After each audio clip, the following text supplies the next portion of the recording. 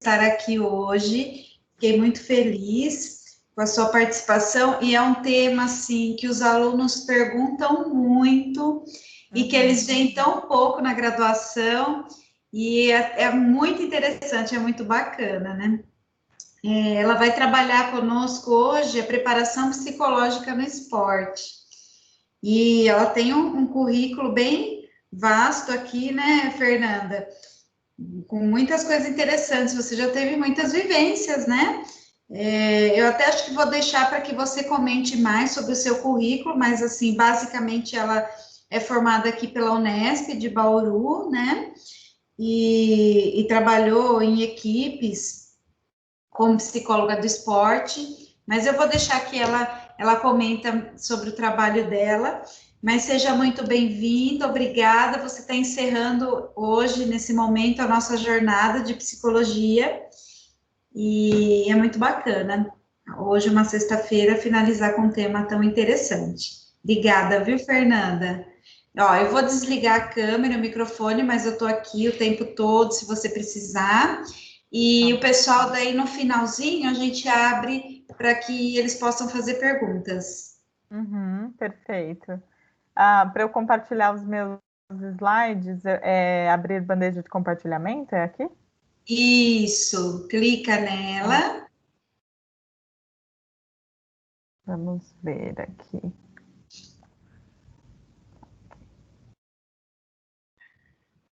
Tá Isso, aparecendo? tá.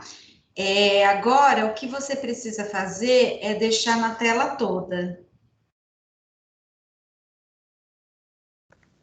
Aí, foi? Vamos ver. Isso foi. Tenta Perfeito. só mudar o slide para a gente ver se ele vai funcionar normal. Isso, tá tudo normal. Tá, Perfeito. tá ótimo, Fernanda. Então eu vou Bom, desligar minha câmera, aí uhum, a gente garante que não tem interferência. perfeito.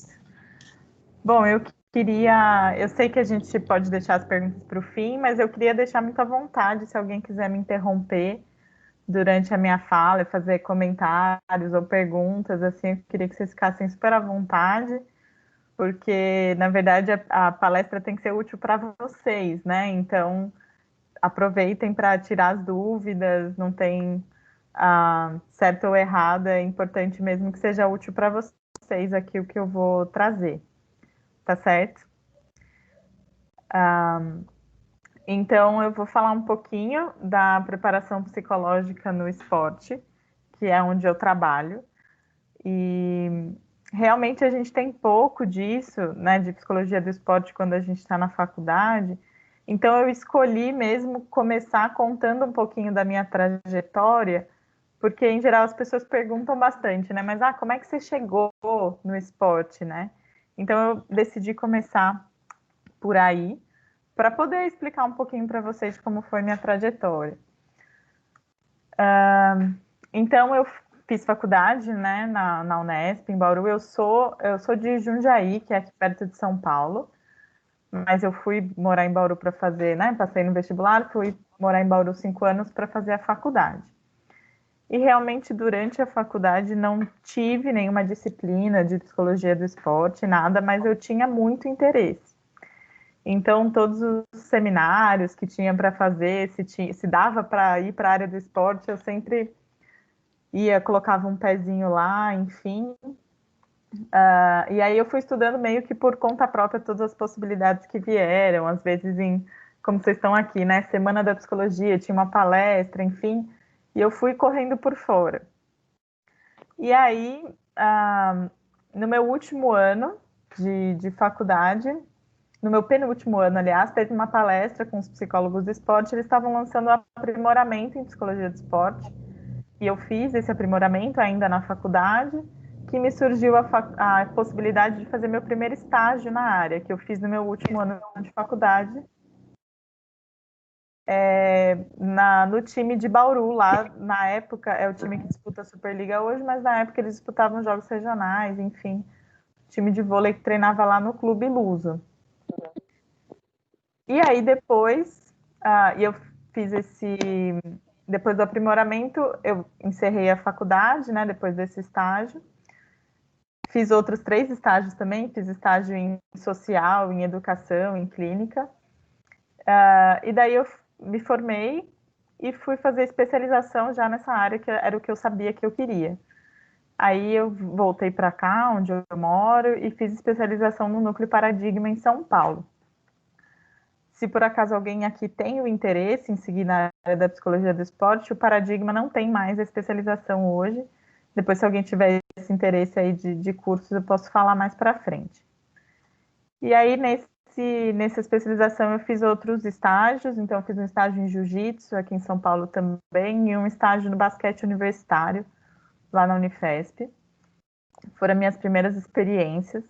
E conjunto a isso, eu também comecei a trabalhar na clínica, mas com esse foco no esporte, né? Então, os atletas, eles também buscam a psicologia do esporte no consultório, né? A gente tem essa ideia de que o psicólogo do esporte está só no time, mas ele também pode estar na clínica, atendendo com esse foco no esporte.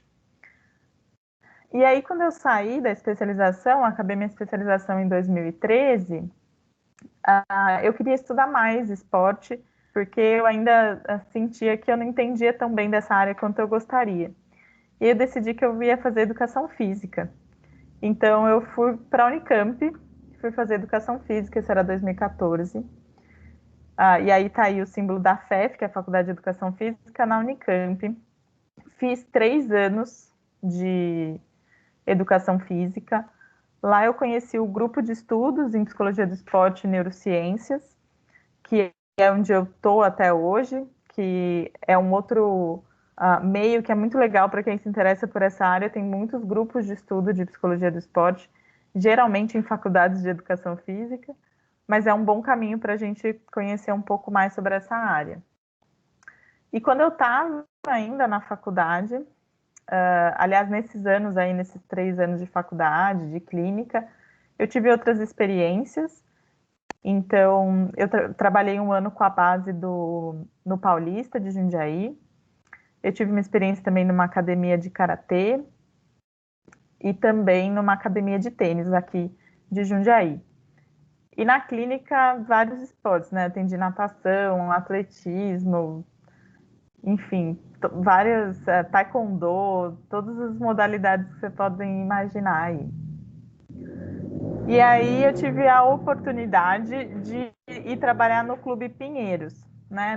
Trabalhando no meio do esporte, fui conhecendo muita gente, abri uma vaga lá no clube, eu prestei o processo seletivo e acabei passando.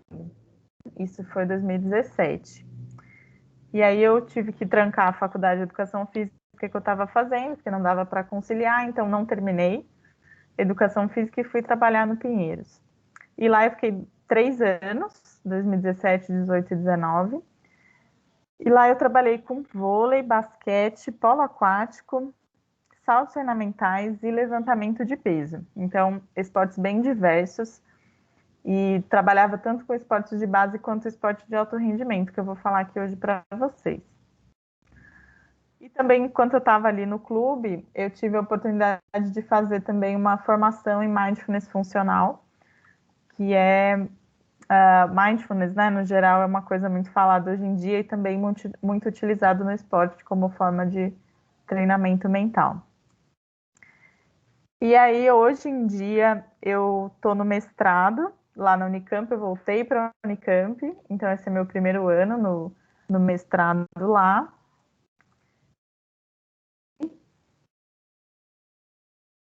Não está passando para o próximo slide, espera aí. Vocês estão me ouvindo? Travou aqui para mim. Sim, tá normal. Não sei, meu slide tá meio louco, mas tudo bem, se não rolar o slide eu vou falando para vocês. E hoje eu também tô na clínica. Eu nunca parei exatamente a clínica, mas no tempo que eu estava em outros lugares ele acabou ficando mais em stand-by, né? E aí eu abri um consultório com uma sócia minha agora, chama Go For It. Então, hoje em dia eu trabalho tanto no consultório quanto estou no mestrado, né? Essas são as minhas atividades no momento. E aí, uma coisa que as pessoas me perguntam muito é por que esporte? Todo mundo me pergunta isso, né? Ah, mas por que a gente foi para a psicologia do esporte? Você não tinha nada na faculdade. Como é que você foi parar lá? E aí, geralmente, as pessoas que estão no esporte, elas vão para essa área por ter experiência, né? Eu coloquei uma foto minha aí de um dos muitos times que eu joguei. Eu sempre joguei vôlei minha vida inteira, embora tenha feito outras atividades na vida, assim, era sempre a mais presente. Então, isso é muito comum. Todos os profissionais, tanto fisioterapeutas, treinadores, enfim, médicos do esporte, é muito comum que as pessoas tenham essa vivência pessoal e por isso acabam indo para essa área, né? E geralmente o esporte ele chama a gente justamente por esse lado da emoção mesmo, né? A gente pratica porque gosta e a gente acaba indo trabalhar com isso porque tem envolvimento emocional, né? De gostar do ambiente, gostar daquela emoção do jogo e tudo mais. Então, se alguém aqui pensa em ir para essa área, isso é muito presente, né, nesse ambiente, e geralmente é a linha de todos os profissionais que estão ali envolvidos, possivelmente emocionalmente, de alguma forma, na história deles com o esporte. E por quê, né? E é importante a gente pensar que o esporte tem a dimensão que ele tem, o alcance que ele tem, justamente por esse apego, né? Como ele nos toma emocionalmente. Né, eu tô aqui para falar para vocês mais da preparação dos atletas e tudo mais, mas para a gente ter o nosso trabalho, a gente precisa entender que o esporte é uma coisa que toma o mundo todo, muitas pessoas, telespectadores, enfim, por esse apelo emocional, né? É muito incrível algumas coisas que acontecem. E eu trouxe um vídeo aqui de um acontecimento num fim de jogo aqui de uma equipe que eu trabalhava, para a gente olhar para como esse contexto é complexo emocionalmente, né? É um jogo de basquete, vamos ver se ele vai. Só para explicar para vocês, então faltam 6 segundos para o jogo acabar, né? São 4 períodos de 10 minutos, então já teve tipo 40 minutos de jogo. Mais tempo, na verdade, né? Porque vai parando, mais 40 minutos jogados. E aí, Corinthians 81, Pinheiro 79. No basquete, uma cesta de fora do garrafão, que é essa linha, esse círculo que tem no chão, não é um semicírculo que tem no chão, vale 3 pontos. E de dentro vale 2. Então, se o Pinheiros fizer uma cesta agora com a bola fora do garrafão, ele ganha o jogo em 6 segundos. Então, é um momento bem tenso, assim, do jogo. E olha que incrível o que acontece.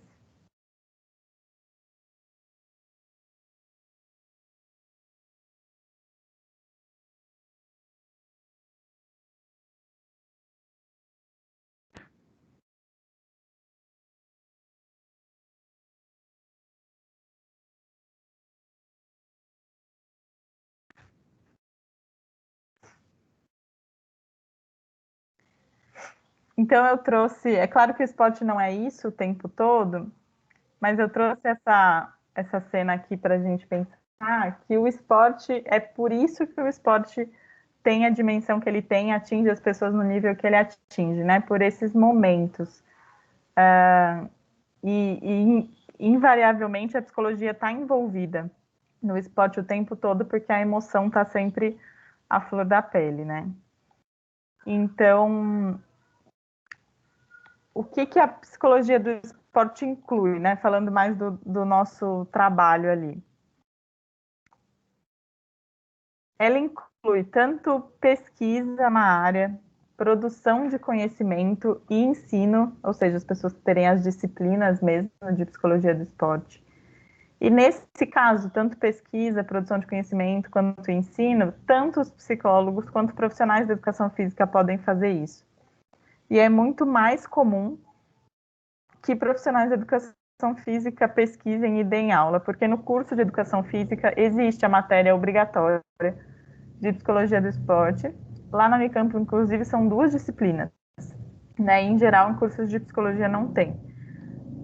Então é muito, essa área é muito, tem muitos pesquisadores, professores que que não são exatamente psicólogos, que é uma área de intersecção entre a educação física, ciências do esporte e a psicologia, né? Mas também a psicologia do esporte é a área aplicada, né? O campo de atuação, onde a gente vai realmente fazer as intervenções. E aí as intervenções significam tanto a gente fazer psicodiagnóstico, quanto a gente realmente intervir ali para alterar alguma coisa que a gente entende que seja importante. E quando a gente está ali na prática, para poder fazer alguma coisa com aquelas pessoas, o que a gente tem como objetivo, né? O que a gente quer? A gente quer tanto maximizar o rendimento, fazer com que eles joguem melhor, com que eles ganhem mais, quanto também desenvolver a pessoa, ou seja, aquele ser humano que também é atleta. E também a gente quer contribuir para que ele tenha bem-estar dentro desse contexto esportivo, né? Que é o trabalho dele. Então, ele fica ali grande parte do tempo dele. Então, é importante que seja também um ambiente saudável, né? Que ele tenha bem-estar ali.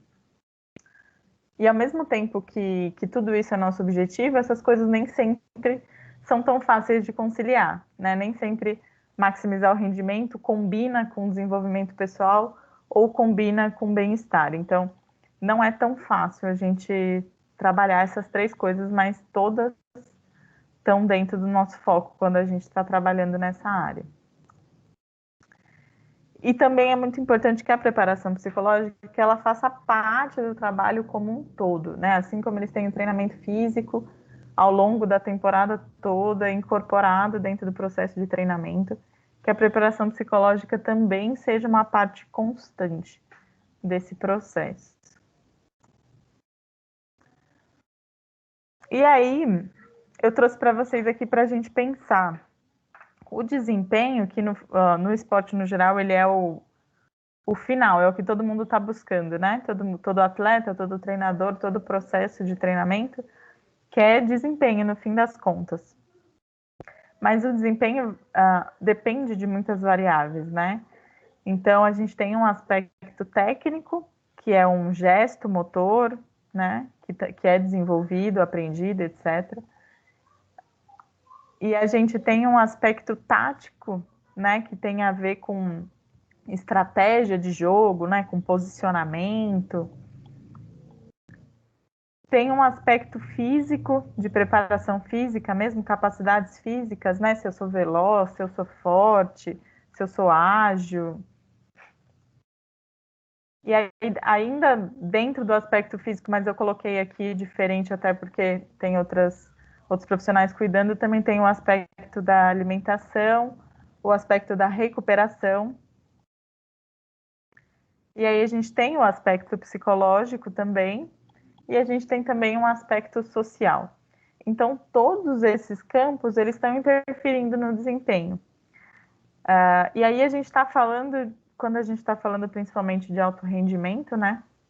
Como o vídeo que eu mostrei para vocês, a gente está falando de um detalhe do detalhe do detalhe, né? Então, você imagina que faltando 6 segundos para o jogo acabar, um cara fazer aquela cesta, onde é que você acha, né? Você tem que trabalhar o quê para aquilo ali sair naquela hora? Porque tecnicamente não foi que ele fez aquilo ali, porque estava todo torto, enfim, não tem como treinar esse gesto técnico, né?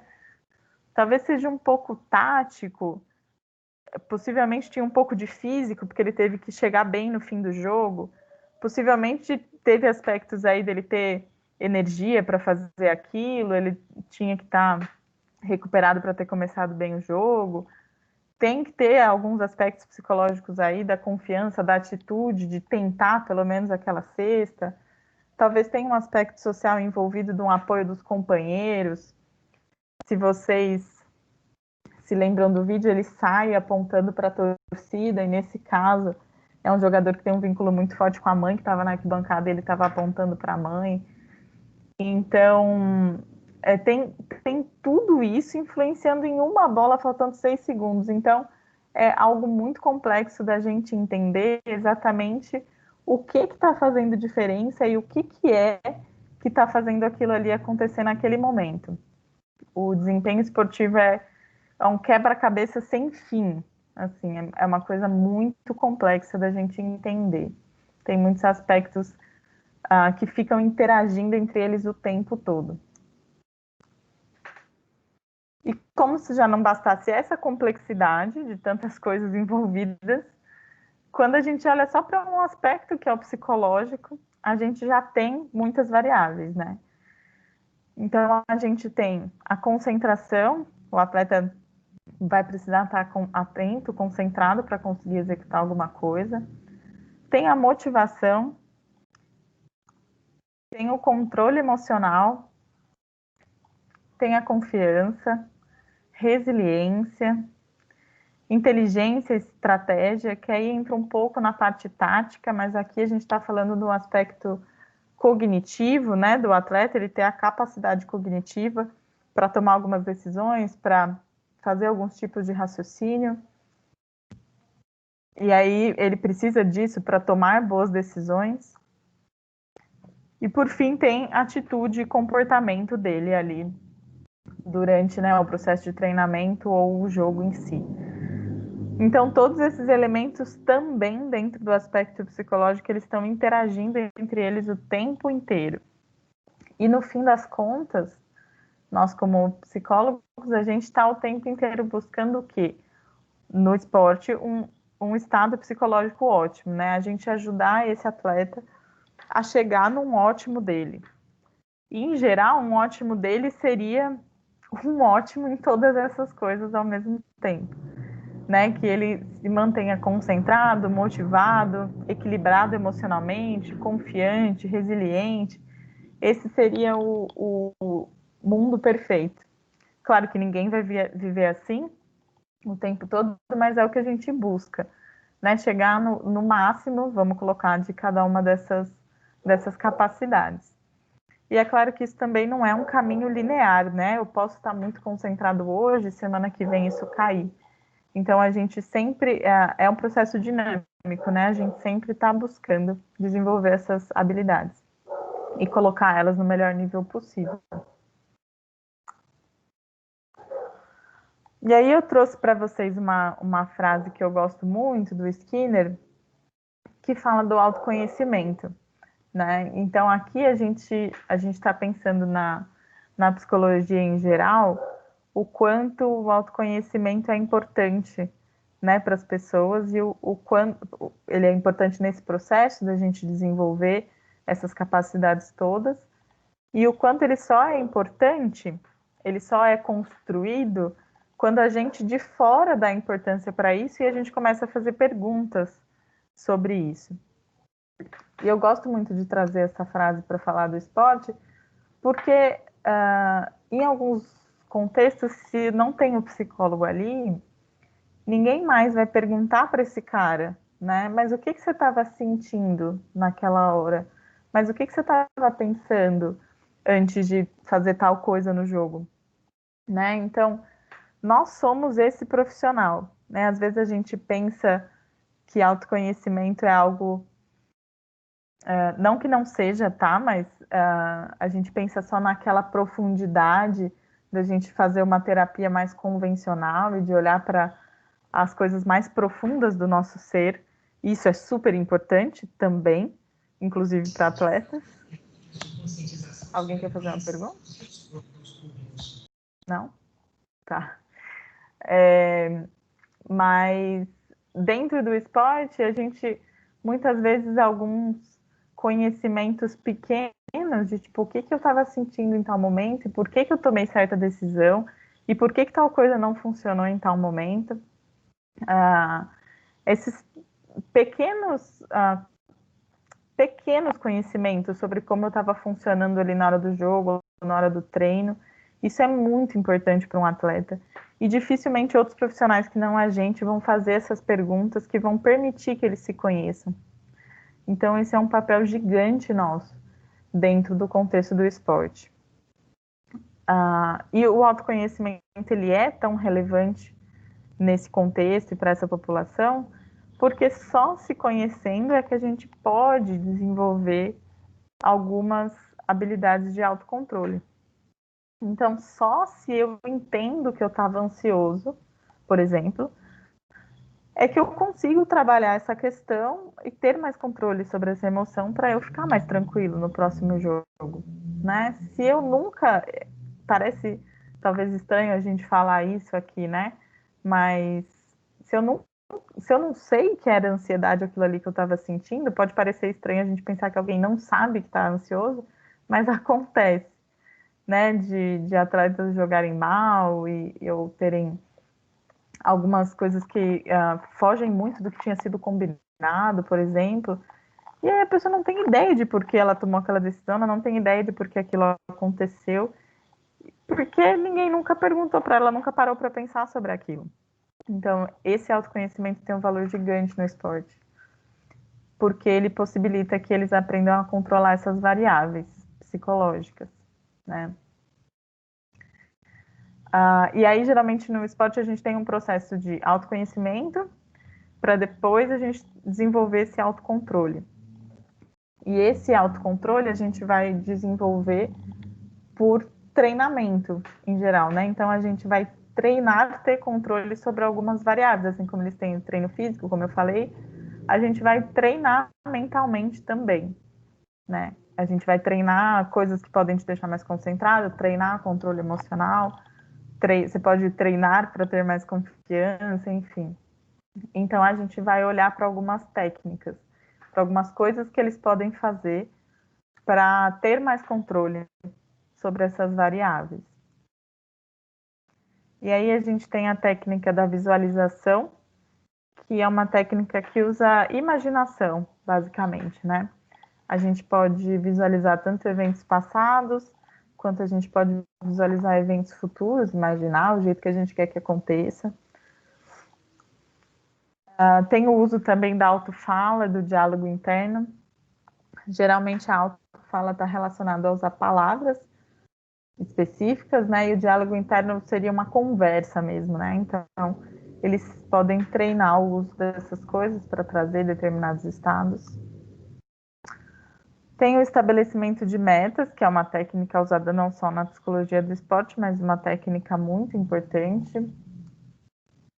A técnica de respiração, de relaxamento, principalmente usada para treinar aí controle emocional. Tem a meditação e o mindfulness, que também ajuda bastante a treinar controle emocional e também a contribuir com o treinamento de foco de atenção. E tem as rotinas, que podem ser tanto rotinas pré-competitivas, quanto rotinas... Não tá aqui, não. Espera aí. Ai, um minuto. Tá aqui. Desculpa.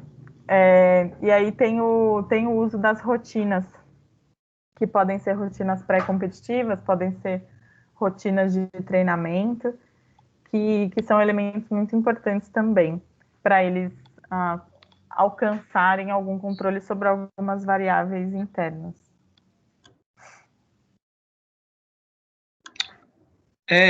Eu tenho uma pergunta. Fique à vontade. Naquele outro slide que você falou de não sei como fala, Mindfulness. Isso, você pode falar um pouco dele? Posso, claro. Então, o Mindfulness, ela é uma técnica... Na verdade, a gente traduz ele, né, para atenção plena, geralmente, quando a gente está falando no português, né? Então, tem muitos livros hoje em dia sobre atenção plena, né? É a mesma coisa. Então, é uma técnica que, na verdade, foi retirado... Ele é um tipo de meditação, vamos falar assim, né? Vem das tradições orientais. E o John Kabat-Zinn, que ele é um médico norte-americano, que tinha uma prática de meditação, enfim, todo um conhecimento sobre isso. Geralmente as práticas, não sei se alguém aqui pratica meditação em algum sentido, Geralmente as práticas de meditação, elas têm um grande benefício psicológico, enfim, mas elas têm algum lado um pouco espiritual, né? De você ter uma elevação espiritual, coisas nesse sentido. Isso, em alguns momentos, acaba afastando algumas pessoas da prática, porque existem muitas formas de crença, né? Então, algumas pessoas que não se identificam com esse lado mais espiritual acabam não tendo uma prática que poderia ser benéfica. Então, o Jon Kabat-Zinn, ele pegou algumas coisas da meditação e ele viu, né, como cientista, enfim, que isso tinha benefícios para as pessoas, que hoje em dia são comprovados na neurociência, né, benefícios até de mudanças cerebrais com a prática, enfim. E ele fez um protocolo de mindfulness, né, que algumas práticas que ele colocou para redução de estresse. E aí ele essas práticas deram tão certo o resultado que ele teve com essas práticas para redução de estresse, né, se eu não me engano foi em Massachusetts que ele fez, ele teve tanto sucesso que esse protocolo começou a ser replicado para muitas outras coisas, né? Mindfulness para redução de ansiedade, de depressão, de estresse pós-traumático, enfim. Foram começando a fazer protocolos para muitas coisas. E hoje em dia isso é usado em quase tudo e chegou, inclusive, no esporte. Né? Mas é uma prática de atenção plena, ou seja, de você sentar, colocar o foco na sua respiração, e você buscar ter controle sobre... Na verdade, não é exatamente ter controle, mas você treina ter mais consciência e decidir aonde você quer estar atento. E o foco do mindfulness é estar atento ao momento presente.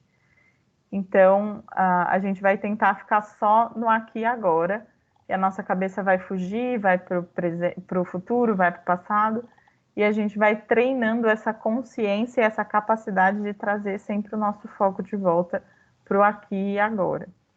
Treinar estar mais presente sempre, né? Atento plenamente. Aqui e agora. É mais ou menos isso. Te esclareceu um pouquinho? Sim, eu entendi. Bom, eu não sei se você falou na sua explicação, mas parece bastante com yoga, não parece? Com Sim, prática de yoga.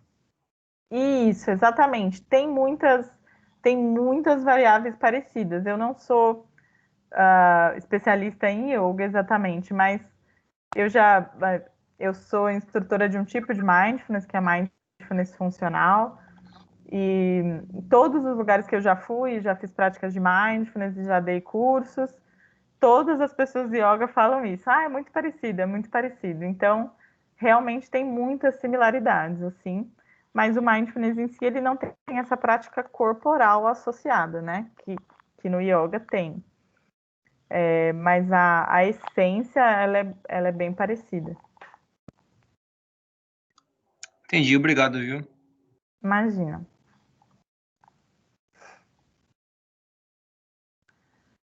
Gente, pode ficar à vontade, tá? Quem quiser abrir o microfone e fazer alguma pergunta. E aí eu trouxe para vocês tudo que eu falei até agora para vocês, das técnicas, aqui dos aspectos psicológicos, enfim. Tudo isso vocês vão encontrar em qualquer livro de psicologia do esporte que vocês forem ler. No final até coloquei umas indicações aí, se alguém tiver interesse de buscar mais.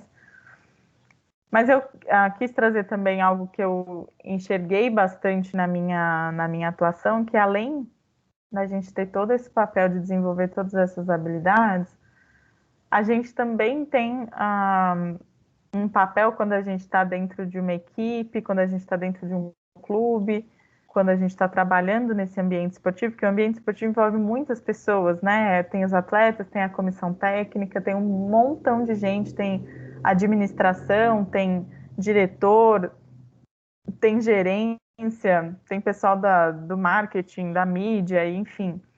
Então, o psicólogo também, a gente tem, né, com essa visão do ser humano que a gente desenvolve durante a nossa formação, uma capacidade muito grande de gerenciar pessoas, né, de entender como as coisas estão andando, como as relações estão se dando.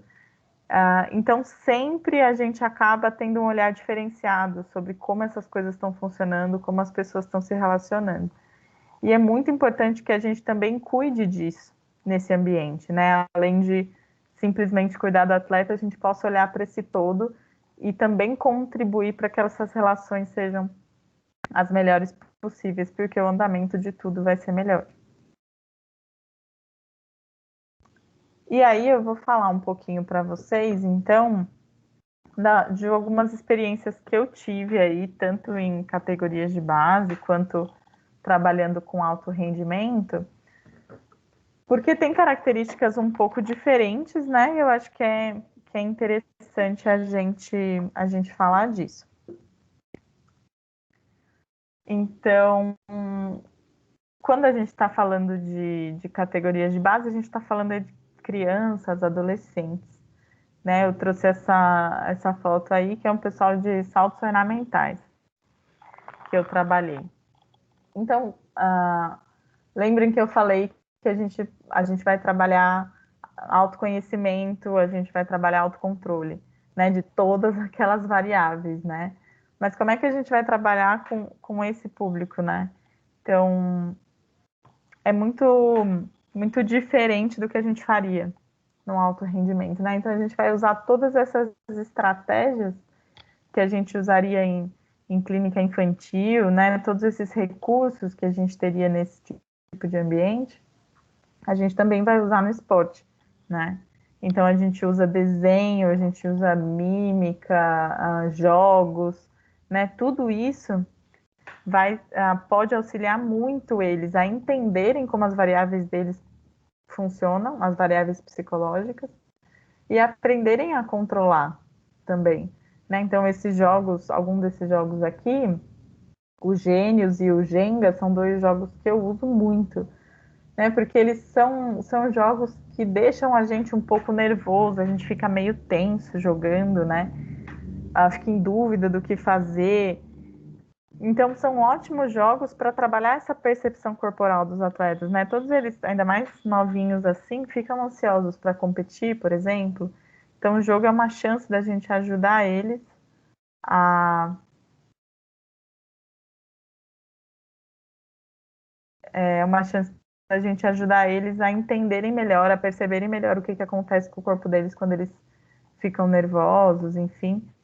E a poder trabalhar isso também de uma maneira lúdica, né? E aí também trouxe alguns outros recursos. E geralmente, né, nesse caso aqui, eu trabalhava com eles em grupo. Mas também pode ser trabalhando na clínica individualmente com alguma criança que é atleta, né? Eu também, né, uso esses recursos das cartinhas aqui, das emoções. Esse livro é incrível, do Chapeuzinho Amarelo para Trabalhar Medo. Não sei se alguém conhece. E aí eu trouxe um exemplo para vocês aqui também de algo que eu fiz com esse pessoal da foto ali dos saltos ornamentais, aquela turminha, que é eu falei para vocês que estabelecer metas, né, uma das estratégias que a gente trabalha com eles, que a gente ensina e que é importante para o desenvolvimento deles como atletas, né? Então, eu trabalhei esse filme com eles, Universidade de Monstros, não sei quem já assistiu, mas o bichinho verde aqui, ele estabelece metas no começo do filme. Então, trabalhei esse filme com eles, em cima desse momento, os atletas estabeleceram metas, né? Então, aqui, pus um exemplo aqui de uma das meninas ali. Então, tem esses recursos que a gente pode usar para trabalhar as mesmas estratégias que a gente já trabalharia lá com alto rendimento, a gente vai trabalhar as mesmas coisas, só de outras formas, porque é um público muito novo, né? Eu Pote da Calma também é uma estratégia que eu usei com eles. E nessa faixa etária é muito importante a gente também trabalhar com os pais, né? Que eles saibam que o papel deles é fundamental para os filhos também desenvolverem as habilidades psicológicas e terem, né, tanto o desenvolvimento pessoal quanto o bem-estar dentro do contexto esportivo. E aí, passando então para o alto rendimento, que geralmente é o que as pessoas gostam mais de escutar quando a gente está falando de esporte. Tem muitos desafios, né, para trabalhar com alto rendimento, mas ao mesmo tempo talvez seja o mais legal, assim, né? Tipo, tem muitas coisas bacanas ali envolvidas também. É interessante a gente pensar que a psicologia do esporte é uma ciência nova, né? Então, muitos atletas que hoje é mais comum você ver um psicólogo, por exemplo, numa categoria de base, mas muitos dos atletas que hoje estão no alto rendimento, no profissional, eles não tiveram esse trabalho lá atrás, quando eles eram crianças, então para muitos deles ainda não é natural. Então, em geral, quando você está trabalhando com alto rendimento, existe esse momento de você ganhar um espaço, né? Ganhar confiança para poder trabalhar. Isso é muito importante quando você, acho que em todas as áreas da psicologia, mas no esporte em especial, isso é muito, muito relevante. E aí a gente tem quando a gente está falando de alto rendimento, a gente tem um contexto bem complicado, né? Tem uma cobrança muito grande de técnico, às vezes de diretoria, às vezes de torcida. A gente tem, por exemplo, agentes de jogadores, né? Além de, por exemplo, o técnico que já cobra, mas às vezes tem os agentes dos jogadores que são uma outra força, às vezes tem assédio da torcida, às vezes tem assédio da mídia. Então é um contexto muito, muito complicado que a gente sempre tem que estar atento quando está trabalhando com um atleta de alto rendimento, porque isso tem muita influência sobre os aspectos psicológicos.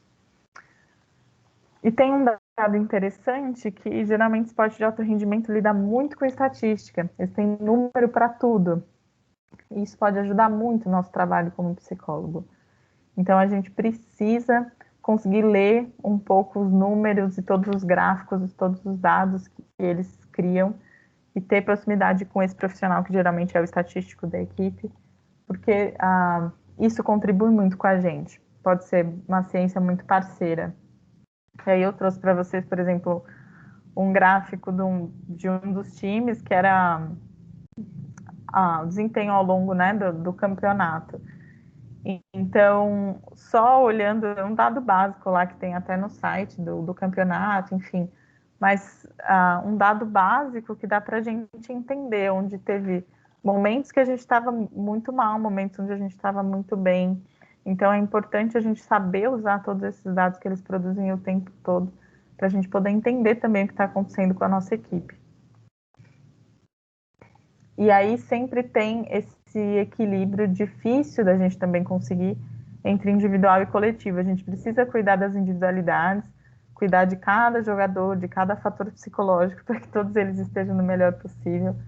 Mas a gente também precisa cuidar do coletivo, também é nosso papel enquanto psicólogo, né? Que o coletivo funcione, que o grupo esteja coeso, entrosado, enfim. E para isso a gente precisa trabalhar muito a comunicação dentro da equipe, né? E trabalhar sempre esse equilíbrio entre tudo isso. E principalmente, né, nos esportes coletivos, né, nos individuais, o coletivo também é importante, porque eles treinam todos juntos e tal, mas obviamente no coletivo isso tem um peso muito maior. E uma coisa determinante no esporte é a liderança, né? Então, um técnico que é um bom líder, um treinador que é um bom líder, às vezes até um capitão de uma equipe, se você não tem um treinador com uma liderança tão efetiva, às vezes o capitão, sendo um líder efetivo, pode suprir essa necessidade, né? Então, olhar para uma liderança e construir uma liderança efetiva dentro daquela equipe também é uma coisa que a gente tem que olhar com muito carinho sempre. E a gente também tem que sempre estar atento que é muito desgastante emocionalmente ser atleta de alto rendimento, né? E isso precisa ficar, a gente tem que ter muito cuidado e tem que estar sempre atento à quantidade de desgastes que eles sofrem. E entender, eu falei isso lá atrás, né, que nem sempre eles sabem o que está acontecendo com eles, porque quase ninguém tem esse papel de ficar perguntando e ensinando. Tem muita falta de autoconhecimento em muitos atletas, então é importante a gente saber que isso existe e estar atento a isso e estar buscando melhorar esse cenário. muito importante a gente entender e estar atento também que é diferente eles pensarem no que eles têm que fazer e pensar no resultado do jogo, né? Às vezes o resultado da competição, enfim, não é bem o que a gente queria, mas o importante é eles conseguirem se manter focados no que eles têm que fazer a cada momento. E isso é muito difícil, a gente conseguir manter o nosso foco no que a gente tem que fazer e não pensar tanto no resultado, mas é determinante para o resultado no esporte. E tem uma dificuldade muito grande também de lidar com os erros, porque os erros, às vezes, têm consequências muito grandes, né? Você pode ser tirado de quadra, né? No caso do vôlei, por exemplo. E aí, se você é tirado de quadra, e às vezes você tem menos chance, então você é menos visto, então na próxima temporada você vai ter um contrato menor, então tem uma questão de salário, tem uma questão de carreira envolvida, né? Não é simplesmente um erro, ou vou perder aquela partida, tem todo um reflexo na vida daquele... É a vida deles, né? O trabalho deles. Então, o erro tem um peso muito grande, e a gente precisa ensinar para eles a lidar emocionalmente com isso. E aí eu coloquei também aqui embaixo as estratégias, né, que eu já falei para vocês, visualização, respiração, autoconversação é o diálogo interno que eu tinha colocado lá atrás, é outro nome para a mesma coisa, a rotina, estabelecimento de metas. Quando a gente olha para essas técnicas, para essas estratégias, em geral os atletas não têm alto rendimento nisso, né? Eles têm alto rendimento técnico, físico, mas alguns têm, obviamente, né? Mas nem todos sabem executar tão bem essas coisas, né? Tem um alto rendimento nesse tipo de autocontrole, de autorregulação. Então, é nosso papel que eles alcancem o mesmo rendimento nesse nível psicológico, né, de autorregulação, do que eles já têm em outros níveis, né? Eles já são excelentes em outros aspectos e eles precisam ser excelentes no psicológico também, para poder caminhar e atingir o máximo potencial que eles já têm.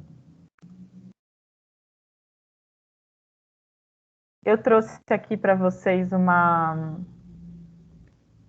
um exemplo, né, de um planejamento, de uma preparação psicológica de uma das equipes que eu trabalhei, para tentar exemplificar um pouquinho como a gente foi fazendo isso ao longo do ano. Né? Estou um pouco preocupada com o tempo aqui, então vou falar mais rapidinho, mas se tiverem perguntas, vocês vão me perguntando.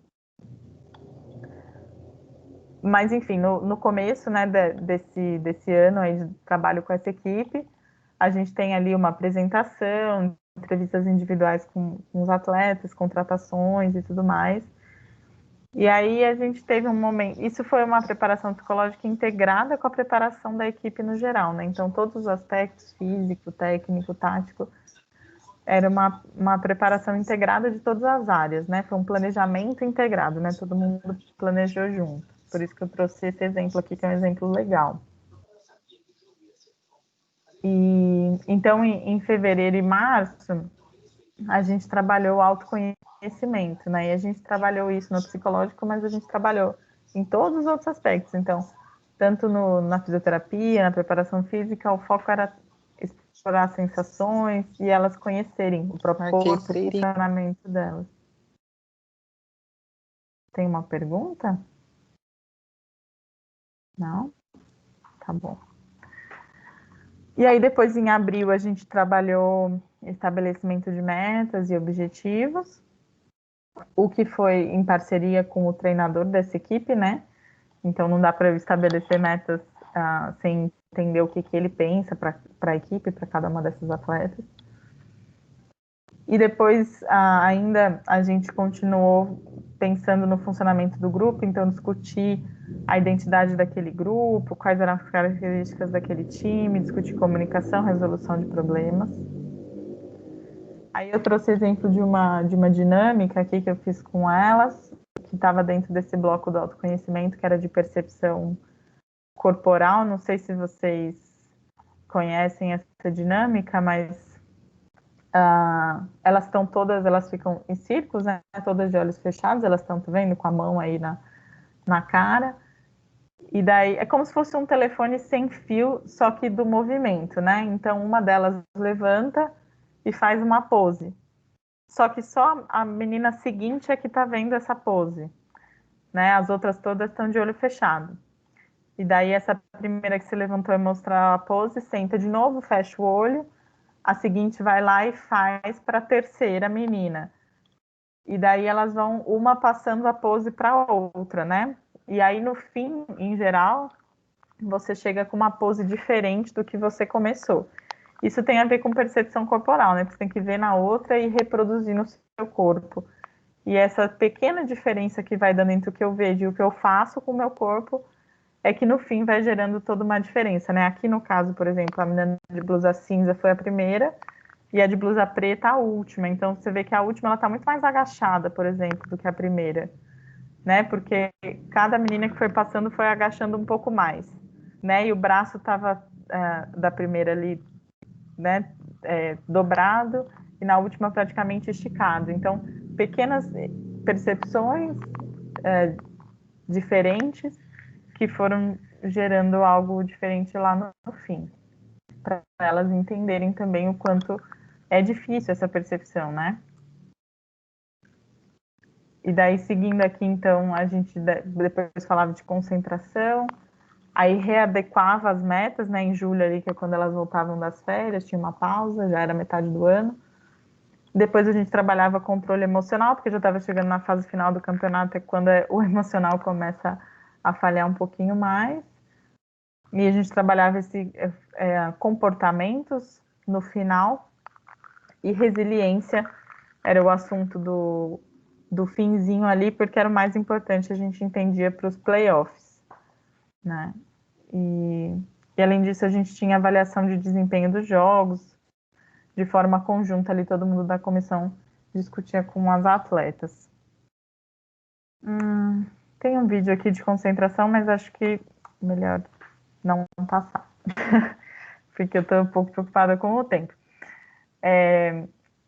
E aí também falando das intervenções, é muito importante que a gente consiga trabalhar essa coesão do grupo, né? Que a gente consiga olhar para isso e trabalhar isso nas nossas intervenções. Nos esportes coletivos, é um dos elementos fundamentais. Eu vou passar um pedacinho desse vídeo aqui só para vocês, ele tem várias cenas, mas vou passar só a primeira. Que eu gosto de passar para eles entenderem o que é um grupo coeso, né?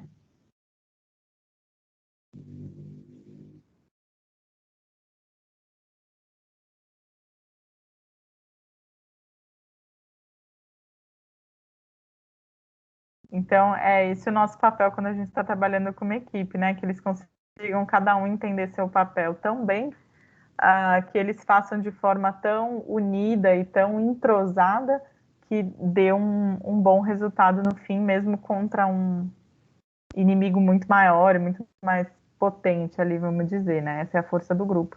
E aí eu trouxe algumas fotos, né? Aqui embaixo tem a foto delas andando com os pés amarrados, embora não dê para ver, que é uma ótima dinâmica de grupo.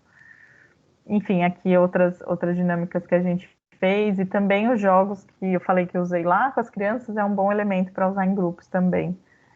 E as rodas mesmo de discussão, né? A gente abrir espaço para as equipes estarem todas juntas e podendo discutir abertamente as coisas que acontecem entre eles e tudo mais. Esse espaço é muito importante a gente poder promover dentro de uma equipe. Tem os diários de treino também, que é um elemento que eu gosto de fazer com eles, que ajuda muito no autoconhecimento e para eles monitorarem um pouco de algumas habilidades psicológicas, de algumas técnicas que eles podem usar. Vou falar só disso, que é a intervenção em período de lesão. Acho que é importante a gente saber que a gente tem um papel gigante. É muito comum que atletas se lesionem, é uma coisa comum na vida de atletas. E a gente tem um papel muito grande nesse momento, assim, eles ficam parados, É um sofrimento muito grande para o atleta, muitos deles entram em depressão nesse período, né, porque não podem fazer a atividade deles, enfim. Então, a nossa intervenção é fundamental, tanto para manter a saúde mental deles nesse período, quanto para que o tratamento tenha funcionalidade, porque às vezes em estados muito depressivos a recuperação deles é muito atrasada e a volta também à atividade demanda muito dos aspectos psicológicos, então é muito importante que a gente esteja bem atento a isso. E aí, para encerrar um pouquinho da minha fala, só lembrando, né, do que eu falei lá no começo, que a gente sempre vai estar olhando para essas três coisas, né? A gente tem um foco no desempenho porque o esporte em si está olhando para isso como uma variável determinante. E se, como psicologia, a gente não contribui de alguma forma para o desempenho, a psicologia perde o sentido, né? Alguém não vai ter um psicólogo na equipe se o psicólogo, de alguma forma, não está contribuindo para essa equipe render melhor. Mas a gente sempre tem que olhar para a saúde mental e para o desenvolvimento humano daquelas pessoas que estão ali, né? Porque isso é base para o desempenho, né? Ninguém chega no seu ápice de desempenho se não está saudável mentalmente e se não está desenvolvido como ser humano, né? Então o que vão cobrar da gente como psicólogo esportivo geralmente é o desempenho, mas a gente precisa entender que essas outras duas variáveis são muito importantes, que a gente tem que cuidar disso, porque elas são base para que o desempenho também possa acontecer. Eu trouxe 3 livros aqui, tipo de referência, então se alguém quiser ler mais sobre psicologia do esporte, entender melhor, enfim, esses são 3 livros bem básicos, assim, que falam de tudo. Quando eu estava na faculdade, esse do Samus, que foi o primeiro livro da psicologia do esporte que eu li, então foi a minha porta de entrada, assim, na biblioteca, pegar esse livro para psicologia do esporte. E é muito, muito bacana, assim, se alguém tiver interesse de ir para essa área, talvez buscar algum desses autores. E aí eu trouxe aqui também uma foto de um livro que eu escrevi junto com a Carla e com o Edu, que são esses 2 que estão aí na foto comigo. Eles também são psicólogos do esporte, foram meus professores quando eu estava na especialização. E a partir da nossa experiência na prática da psicologia do esporte, a gente escreveu uma história fictícia sobre um atleta. Então, a gente descreveu a vida dele, e ao longo da vida dele, a gente foi descrevendo as passagens da psicologia. Então, como é que um psicólogo do esporte lidou com ele ou contribuiu com a vida dele quando ele era um atleta novo, quando ele era um atleta que tinha que tomar decisões, quando ele era um atleta olímpico, quando ele era um atleta em transição de carreira. E a gente foi colocando a psicologia dentro da vida desse atleta, que é uma vida fictícia, mas baseada nos fatos reais que a gente foi vendo aí na nossa prática. Então, também é um livro que fala de outra forma, diferente desses aqui, que são bem técnicos, mas que também pode ser interessante para mostrar para vocês o que é a psicologia do esporte. E aí eu trouxe, né, alguém que eu não vou lembrar o nome aqui, fez a pergunta, né, do Mindfulness. Eu trouxe aqui para vocês essa imagem para encerrar aqui minha fala, que explica um pouquinho o que é o Mindfulness, né? A gente vai buscar no Mindfulness viver como esse bonequinho aqui da direita, que ele está olhando para a paisagem, ele realmente está vendo a paisagem, e não o outro que tá na paisagem, mas está pensando perdido em milhares de outros pensamentos. E eu deixo para vocês essa frase, que é uma frase que eu amo, do Phil Jackson, que é um técnico 11 vezes campeão da NBA. E ele termina o livro dele falando que a alma do sucesso é a rendição ao que é, né? Então, a gente precisa estar aqui agora e aceitando as condições que a gente tem e o que está ao nosso alcance, para que a gente possa chegar no sucesso, né? Às vezes a gente pensa que é o contrário, que a gente precisa sair daqui e fazer algo muito extraordinário. E eu gosto muito de deixar essa frase para as pessoas, porque eu acho que essa é realmente a base. E ele é um cara mais do que vencedor, né? Então ninguém melhor para falar isso pra gente do que ele. Então eu deixo aqui essa mensagem para vocês também poderem levar para a vida. E deixo aqui meus contatos também, tem meu e-mail, tem o meu Instagram, o Instagram da minha clínica e também do grupo de estudos. Estão todos aí, se vocês quiserem procurar, entrar em contato comigo ou com o grupo de alguma forma. Estou super à disposição para responder perguntas. Enfim, o que eu não consegui esclarecer aqui, se alguém quiser entrar em contato comigo em algum momento, eu estou à disposição para poder responder para vocês ou ajudar de alguma forma, se alguém tiver interesse, tá bom? E aí eu deixo meus minutos finais, então, para aberto aqui para vocês poderem me perguntar o que vocês quiserem. Eu não queria ficar falando muito mais que isso também, porque a gente já está tão tarde numa sexta-feira, só de vocês estarem aqui me Imagina, escutando, você já acho demais. está contribuindo super, Fernanda. Ó, a Coca quer fazer uma pergunta. Deixa eu só falar uma coisa que eu achei tão interessante, o trabalho com crianças. Porque quando se fala, né, em psicologia do esporte, a gente já logo pensa nos atletas, como um jogador de futebol, nos adultos, né? Uhum. E como é importante realmente ter esse trabalho com a criança. Isso é, nossa, é fundamental. Eu achei muito bacana, assim, os recursos que você usa para ter esse preparo com os menores, né? Nossa, sensacional, adorei, Fernanda. Ai, que Pode falar, legal. Sil. A Coca Vai, vai fazer uma perguntinha para você. vai lá. Boa noite, Fernanda. Boa noite. Eu não posso, quando fala do esporte, a gente não pode ficar quieto, quem é do esporte, né? Nós temos uma academia de natação e meu marido está na natação já há mais de 30 anos. Trabalha com os deficientes também, tem um trabalho maravilhoso. E a gente vê o quanto é importante essa parte do psicólogo. Que, como você disse lá no comecinho da sua fala, é muito poucos os profissionais que se direcionam à psicologia do esporte, né? E nós que trabalhamos, nós trabalhamos só com a natação. E a gente é parceiro da metodologia do Gustavo Borges. E o Gustavo, ele fala muito, nesse período agora, ele fez muitas lives, então ele fala muito dessa trajetória dele, desde lá de quando ele começou com a natação, e o quanto é importante esse acompanhamento psicológico junto com a família, desde criança, como a Elaine falou, quando se fala da psicologia do esporte, você pensa no adulto, e não, e é ali mesmo na criança. E o Gustavo, ele fez várias lives com ele, e o Xuxa, e o Bernardinho, e o Rubinho, e onde se coloca toda essa parte, mesmo da pessoa, do profissional, e o quanto ele tem que estar focado, o quanto ele tem que, né, estar ali, o quanto o psicólogo ajuda muito. E quando você colocou, né, que você trabalha, tem o individual e o coletivo. Eu até perguntei para o meu marido, né? Eu falei assim, o que você acha, né?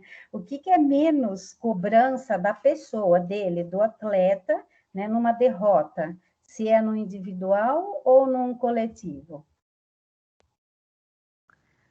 Eu acho que depende um pouco de geralmente no coletivo existe uma cobrança menor, porque ele tem com quem dividir um pouco as responsabilidades, né? O atleta individual é só ele que carrega, né? Eu perdi, então é um pouco mais pesado, mas depende um pouquinho de que papel esse cara tem dentro do time, quando a gente está falando do coletivo, né? Porque eu já vivi situações, por exemplo, né? Eu me lembro muito de situações do basquete, porque o basquete tem muitas essas situações, como eu trouxe no começo, daquela última cesta, aquela última bola, isso fica muito marcado, né?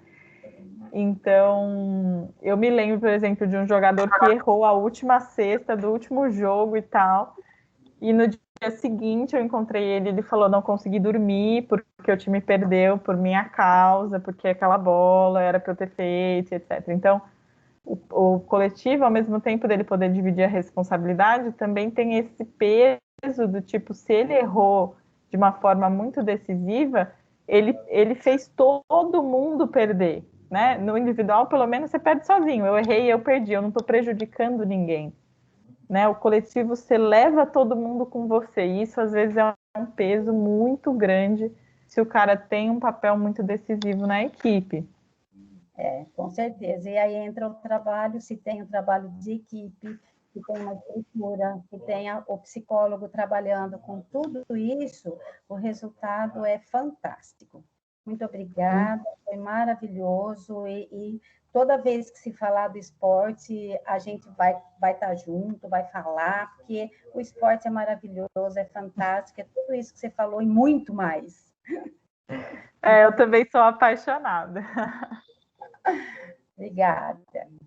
Obrigada pela pergunta. O Vinícius também quer fazer uma pergunta para você. Vai lá, Vinícius. Boa noite, Fernanda. Boa noite. Eu pratico tênis de mesa há quase 11 anos, praticamente. E, assim, dentro do esporte, eu vejo que a cobrança em questão da própria evolução de cada atleta, comparado com os outros, é muito grande. Ainda mais quando é no nível de alto rendimento, que eu já cheguei a participar e eu sei que, meu Deus do céu, parece ficar louco lá dentro. E como que é trabalhado essa questão nos atletas de alto rendimento? Porque a maioria dos times que participam da liga, basicamente assim que eu jogo, nenhum deles tem um psicólogo do esporte lá dentro, sabe? E os técnicos não têm a formação tão necessária para atender essas demandas. Então, eu gostaria de saber mais ou menos assim como que é. Perfeito. Infelizmente, né, hoje ainda existem muitas equipes, não só do tênis de mesa, né, de muitas outras modalidades, que não tem mesmo o psicólogo. Algumas porque não tem esse valor, não vem como importante, mas também porque, né, o esporte nem sempre tem esse dinheiro, né, de ter um fisioterapeuta, ter um nutricionista, ter um psicólogo, é uma estrutura cara. Então, enfim, um problema um pouco difícil da gente solucionar quando a gente pensa no todo. Mas, assim,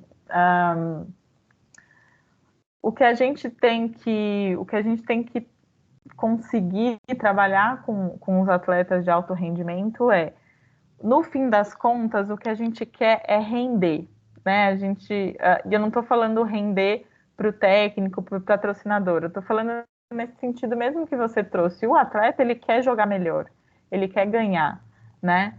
Então, a gente está ali, assim como quando você está na clínica e alguém traz um objetivo pessoal de vida, o objetivo pessoal de vida do atleta é render, né? Ele quer render mais, ele quer ganhar. Então, a gente está ali também para proporcionar que ele se encontre e se entenda para atingir esse objetivo que ele tem na vida. Só que o problema é que a gente aprende na vida, isso todos nós, não estou nem falando só deles, que quanto mais a gente se cobrar, mais longe a gente vai. A gente acha que se a gente ficar se punindo cada vez que a gente errou, que se a gente ficar se cobrando, não, você tem que acordar mais cedo, você tem que fazer mais, você tem que isso, você tem que aquilo. A gente aprende que isso leva a gente para cima e para frente, né? Que cobrança ajuda, que punição faz a gente parar de errar. Isso não é verdade em alguns casos, né? Claro que sem cobrança nenhuma, se eu nunca me cobrar de nada, eu também possivelmente não vou andar muito, mas uma cobrança excessiva também não vai me levar para frente, às vezes vai me levar mais para trás. Então, um ponto muito importante, sendo redundante até na minha fala, é essa questão mesmo do autoconhecimento, dele olhar para ele e falar, quando eu fico exercendo esse tipo de cobrança sobre mim mesmo, eu tô me ajudando a ir para frente ou eu tô me levando para trás? Porque se nós mesmos, no nosso dia a dia, se a gente fizer esse exame, a gente vai ver que às vezes a gente se ajuda, mas muitas vezes a gente mesmo se atrapalha.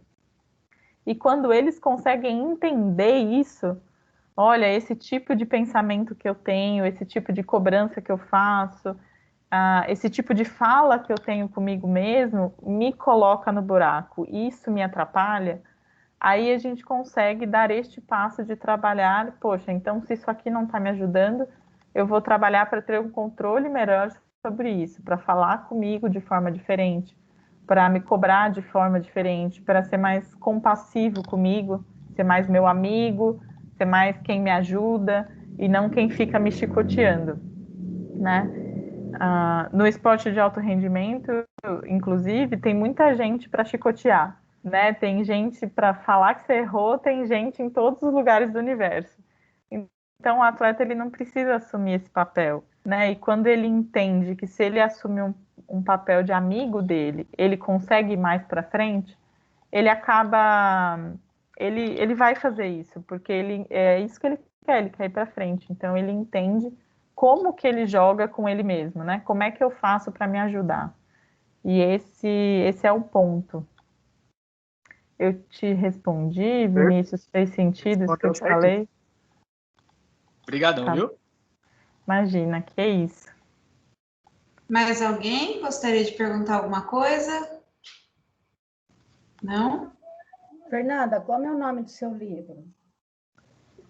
O meu livro chama Léo, uma história. Deixa eu pôr aqui para vocês. Tá. Acho que você não vai conseguir colocar no chat. Se você quiser, me manda que eu coloco. Eu posso voltar aqui, ó. Vocês estão vendo? Não tem que compartilhar. Aí. Foi, né? É esse aqui, ó. Chama Léo. E aí vocês podem, se alguém quiser ele, pode me escrever no e-mail, no Instagram, enfim, e comprar direto comigo. Mas vocês também conseguem, se vocês colocarem meu nome, Fernanda Tartaglia, Léo, vocês vão acabar achando. Se eu não me engano, na Saraiva tem. Eu sempre confundo se é na Saraiva ou se é na Cultura, mas acho que era na Saraiva mesmo. O subtítulo ali, né, é uma conquista baseada em histórias reais. Acho que não sei se está dando para ler, né?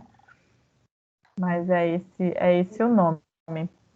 Se vocês quiserem buscar, tem ele em e-book também.